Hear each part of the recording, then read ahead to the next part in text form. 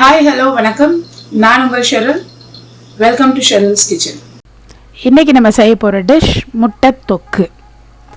இதை எப்படி செய்யலான்னு பார்க்கலாம்.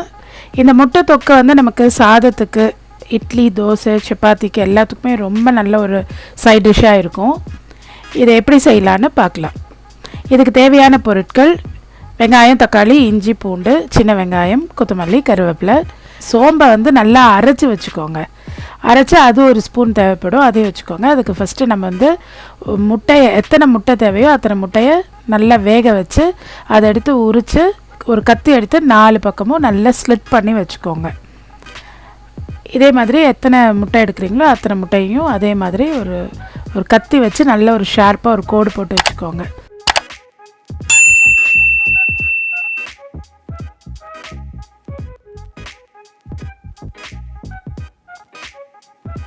இப்போ இதை உரித்து வச்ச அந்த முட்டைக்கு மேலே ஒரு 1/4 ஸ்பூன் மஞ்சள் தூள், ஒரு 1/2 ஸ்பூன் தனி மிளகாத்தூள், அதாவது ரா மிளகாத்தூள், அப்புறம் அதுக்கு கொஞ்சமாக உப்பு, இது எல்லாத்தையும் சேர்த்து அப்படியே லேசாக பரட்டிக்கோங்க. ரொம்ப பரட்டினீங்கன்னா உடஞ்சிரும். நானும் ஒன்று பரட்டி தான் ஒன்று உடச்சிட்டேன், அதனால தான் 5-4 ஆயிடுச்சு. பரட்டி வச்சுக்கோங்க. இப்போ நம்ம செய்ய போகிற பேனில் கொஞ்சமாக ஆயில்,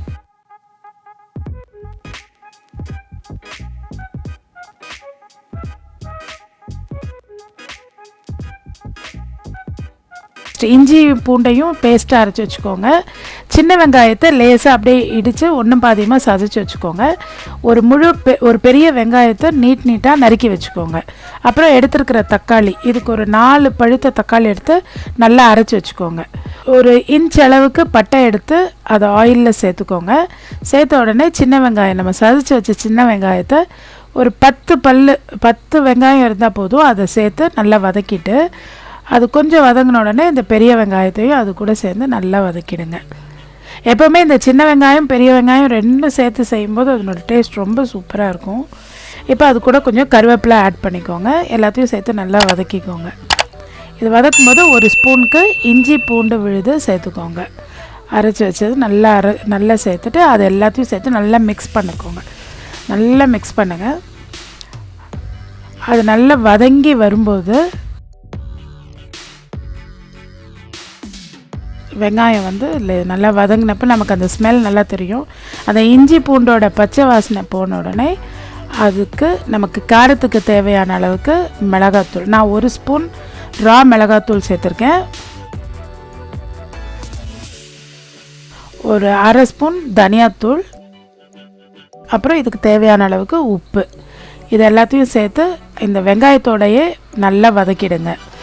நீங்கள் கடைசியாக தான் தக்காளி சேர்க்கணும். இது முன்னாடியே தக்காளி சேர்த்துட்டிங்கன்னா அந்த பச்சை வாசனையாக இருக்கும். அதனால் இப்போ ஒரு 1/4 ஸ்பூன் மஞ்சள் தூள் இதில் சேர்த்துருங்க. சேர்த்துட்டு இது எல்லாத்தையும் நல்லா வதக்கிக்கோங்க. அந்த மிளகாத்தூள் வாசனை போகிற அளவுக்கு சேர்த்துக்கோங்க. இது எல்லாத்தையுமே லோ ஃப்ளேமில் வச்சே செய்யுங்க.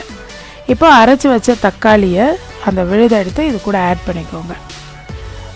நல்லா ஆட் பண்ணிவிட்டு எல்லாத்தையும் சேர்த்து நல்லா மிக்ஸ் பண்ணி கொதிக்க விடுங்க. இப்படி செய்யும்போது உங்களுக்கு தக்காளி வந்து சீக்கிரம் வதங்கிடும். ப்ளஸ் இந்த இருக்கிற எல்லா மசாலாவும் அது கூட நல்லா பைண்ட் ஆகி கொதிக்க ஆரம்பிச்சிடும். நீங்கள் கடைசியாக மிளகாத்தூள்லாம் போட்டிங்கன்னா உங்கள் ஸ்மெல் கரெக்டாக வராது, டேஸ்ட்டும் நல்லா வராது. அதனால் நல்லா கொதிக்க விடுங்க. ஒரு 5 நிமிஷம் நல்லா கொதிக்க விடுங்க. இது கொதிச்சுட்டே இருக்கட்டும். இது ஒரு பக்கம் இன்னொரு ஸ்டவ்வில் வச்சுட்டு ஒரு ஸ்டவ்வில் ஒரு சின்ன தவா வச்சு அதில் கொஞ்சமாக தேவையான அளவுக்கு எண்ணெய் எடுத்து நம்ம பெரட்டி வச்சோம் இல்லையா, அந்த முட்டை மிளகாத்தூள்லாம் போட்டு அதை எடுத்து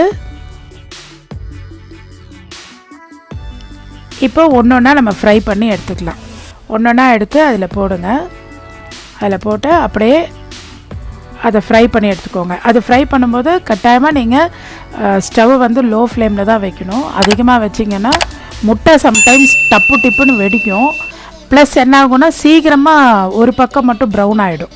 அது இல்லாமல் எல்லா பக்கமும் வேகிற அளவுக்கு அதை எடுத்து ரெடி பண்ணி வச்சுக்கோங்க. இப்போ பாருங்கள், முட்டை ரெடி ஆகிடுச்சு. இதை இன்னொரு பக்கம் வச்சுருவோம். இப்போ நம்ம கொதிக்க வச்ச அந்த தக்காளி தொக்கு பார்ப்போம். இது நல்லா கரெக்டான அளவுக்கு கொதித்து வந்துடுச்சு. இப்போ என்ன செய்யலாம்னா ஒரு முட்டையாக நம்ம ஃப்ரை பண்ண முட்டை எடுத்து ஒன்றா ஆட் பண்ணிக்கலாம். ஆட் பண்ணி இந்த தக்காளியோடு சேர்த்து இதையும் ஒரு 5 நிமிஷம் லோ ஃப்ளேமில் நல்லா கொதிக்க விடுங்க. அப்புறம் நம்ம அந்த வறுத்த ஆயிலையும் இதோட ஆட் பண்ணிக்கோங்க. அது இன்னும் நல்ல டேஸ்ட்டாக இருக்கும். ஏன்னா அதுலேயும் நம்ம வந்து மசாலெலாம் போட்டிருக்கோம். ஸோ அந்த ஆயில் ஆட் பண்ணும்போது இன்னும் டேஸ்டியாக தான் இருக்கும். இதை அப்படியே மூடி வச்சு ஒரு 2 to 3 minutes நல்லா கொதிக்க வைங்க.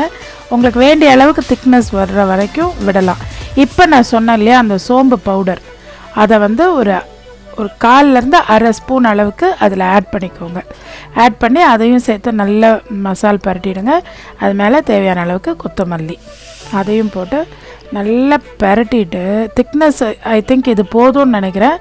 இன்னும் திக்காக வேணும்னாலும் வச்சுக்கலாம். இது சாப்பாட்டுக்கெல்லாம் வச்சு சாப்பிடும்போது நல்லாயிருக்கும். இது பாருங்கள், நல்ல வாசனையாக கம்மன்னு சூப்பராக வந்திருக்கு. நீங்களும் இதை செஞ்சு பாருங்கள்.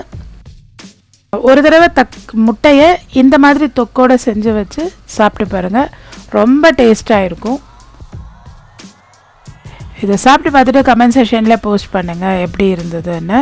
நான் இன்னொரு நல்ல வீடியோட உங்களை மீட் பண்ணுறேன். Until then, this is Sheryl saying tata bye bye, see you. மறக்காம சர்ப்ரைஸ் பண்ணுங்க. Thank you.